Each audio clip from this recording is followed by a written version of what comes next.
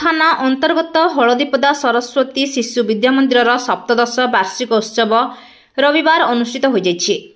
सभापति कार्तिक चंद्र बारिकों सभापतित्व में अनुष्ठित कार्यक्रम में मुख्य अतिथि सरकारी दल उपमुख्य सचेतक गोविंद चंद्र दास, मुख्य वक्ता शिक्षा विकास समिति संकुल मुख्य डॉक्टर उपेन्द्र नाथ पात्र, विद्या मंदिर प्रधान आचार्य सागरिका जेना प्रमुख मंचासीन होई शिक्षानुष्ठान पिलांक पई एंतुड़ीशाला सदृश्य।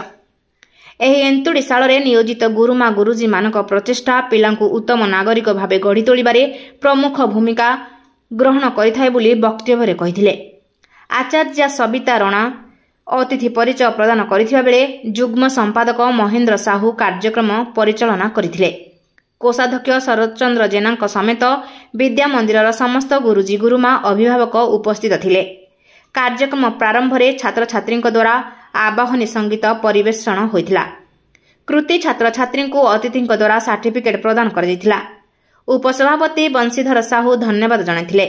डॉक्टर उपेन्द्र नाथ पात्र ओडिशा शिक्षा विकास समिति संकुल प्रमुख बालेश्वर हिसाब से बर्तमान मु कार्यरत।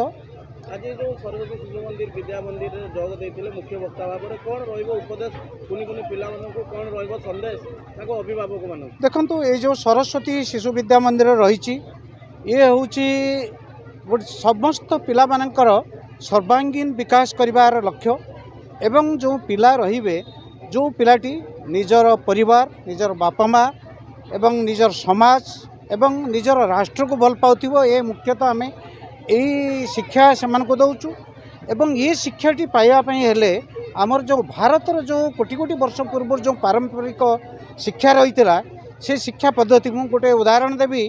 सारा भारत वर्ष में गोटे मात्र अनुष्ठान शिक्षा अनुष्ठान जी कि सरस्वती शिशु मंदिर में केवल जो वैदिक गणित सेटा शिक्षा दिखाऊँगी। यहाँ मुनि ऋषि समय कोटि कोटि वर्ष पूर्व आम रही या माध्यम ये जो पिला माने रहउचंती गणित रे बहुत किसी से आगे पार्चंती। आमर जो भारतीय संस्कृति रही जो आमर भारतीय गीता भागवत ठू आरंभ करिकी आमर जो पुराण उपनिषद अच्छी ताकू नहीं जो अच्छी ये सारा पृथ्वीर जेते गुड़े समस्या रही तार समाधान सब आम भारतीय पुराण मानक रही। तार जो खाद्य पद्धति तार जो आचार व्यवहार तार जो आमर शारीरिक विकास दिगरे जो कौशल रहिबा दरकार सबु किसी आधार रहउची।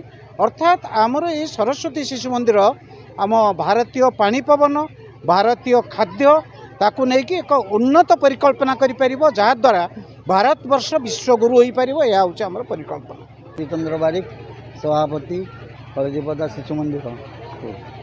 आज जो वार्षिक उत्सव में कौन रर आधुनिक चिंताधारा पिला कौन रंदेश संदेश या आमर शिशु मंदिर स्कूल अनुष्ठान शिक्षा दी जाए आदर्शयुक्त शिक्षा श्रृंखलागत शिक्षा संस्कारमूलक शिक्षा एवं सत्कर्म शिक्षा जहाँ पिला नैतिक शिक्षा दे आमे गोटे समाज रे भल मनीष हिसाब से गढ़ी तोली सामाजिक कर्म रे नियोग करने छात्र को आम उपदेश दे। बालेश्वर जिलूर मानस रंजन बेहेरा रिपोर्ट ज्योतिप्रभा न्यूज।